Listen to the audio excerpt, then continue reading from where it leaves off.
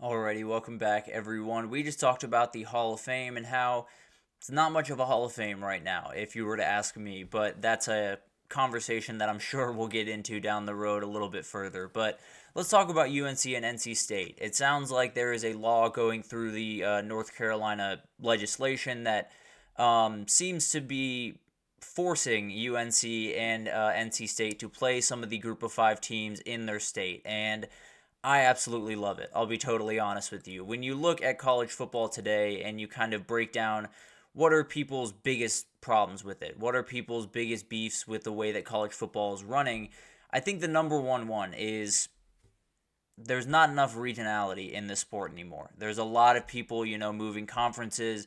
It doesn't necessarily, you don't have that, next door neighbor type hate that we all love in college football. And frankly, we need more of, which is actually a segment I'll likely do tomorrow, frankly. But it sounds like this bill will force the UNC and NC State to play teams like App State, Charlotte, ECU, all of those teams, they would be forced to play in a 6 year period. So they'd have to play a home and home with both these teams.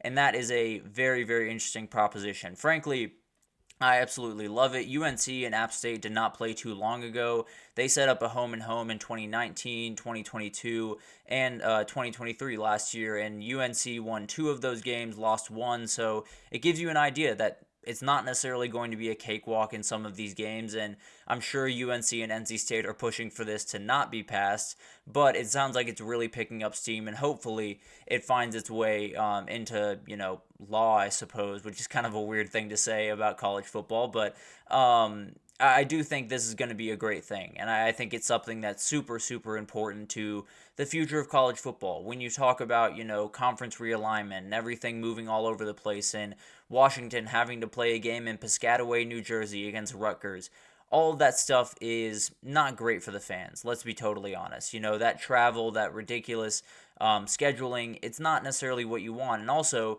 you're not playing the teams that you used to play, that you grew to hate and definitely have a little bit of extra animosity towards. Those guys are now off your schedule. Now, you can kind of supplement that just a little bit where I know NC State and, App State is not necessarily the most even matchup in the world, or NC State against Charlotte. Likely a lot of these games are going to go to UNC or NC State, but the reality is it keeps us in that kind of realm of you're playing the teams around you. You're getting that regionality. Maybe you have a neighbor that's a East Carolina fan while you're an NC State fan. You have to battle it out on a Saturday. I think that's part of what makes college football fun, and I think it's something that we've sort of started to lose over the last little bit, and this is a way to kind of not necessarily fully get it back, but at least kind of scrape it back as much as we can. And I think this is something that I hope happens across the board. Now, do I think a lot of these state legislations are going to get together to make that happen? I'm not necessarily sure. Now, the economic benefits would be huge for those states, so I don't necessarily think it's out of the question, but I do think this would be a great thing for college football just across the board, whether it's Georgia having to play Georgia State and Georgia Southern and Kennesaw State every couple of years, whether it's Ohio State having to play Ohio every couple of years, or Texas playing Texas State.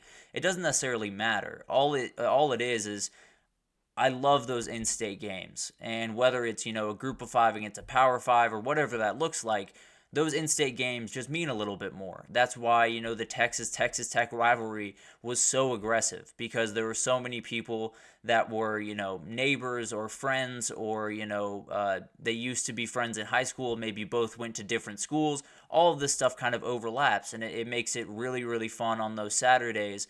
And introducing that to North Carolina and to all of the fans out there, I think is a huge step forward. So it's one of those things that is going to be really, really fascinating to watch. I'm sure UNC and North Carolina State are pushing about as hard as you can to not play these games, because in particular, you do not want to go to App State. I can tell you that with absolute confidence. You do not want to play in that stadium. You do not want to play that team, because they're going to beat you a couple of times, and it's going to torpedo some of your seasons, and they definitely don't want that to happen. So it's going to be fascinating to watch this unfold, but the reality is this is college football. The NC State playing a App State, the in-state rivals are part of this sport and are what makes this sport special. So any way that we can implement this across the board, I am all for. Now, you would have to get a little bit creative because there's not necessarily the same amount of group of 5 teams, the Power 5 teams, and all of that jazz. But the reality is, it would be an incredible thing to see. And there would be so many incredible matchups that, yeah, maybe they're not even across the board. Getting App State for UNC and NC State is a little bit tougher than some of the other ones that could be out there, like Texas playing Texas State. But the reality is, these are really fun games, and they're going to be and they're going to be games that not only matter on. They might not necessarily matter on a national scale. They might not necessarily be the games that get the prime time slot or anything crazy like that. But they will be games where UNC or NC State fans, or especially App State, Charlotte, ECU fans, wake up that Saturday just a little bit more excited and get to the, maybe get to the bar just a little bit earlier. And it's the essence of college football, I guess is the best way to put this. These type of games are what makes college football special to me. These games that have passion behind them, not only on the field, but off the field, with a lot of the fans, knowing each other and overlapping and everything in between. So this is one of those proposals where it is a little wild that, the state legislation is coming in saying you have to schedule these schools, but it's something that, if it has to be done, it has to be done. And I think it would be a great thing for college football. It would give us games that we might, not necessarily be the most interested in going in, but a lot of these teams are going to get more interesting throughout time, especially if the roster cap, I suppose, is put in place in college football. The teams like App State, the teams like ECU, the teams like Charlotte are going to benefit from that because they're going to get some players that they wouldn't get in the past because they would find their way to Power 5 conferences no matter what. So these games are going to be incredible. And I really, really hope that this fully gets through everything and finds its way. But I think it would be incredible to watch across the country, whether it's, Kennesaw State fans would absolutely make the drive to Athens or Atlanta. App State fans would make the drive to Charlotte or Raleigh.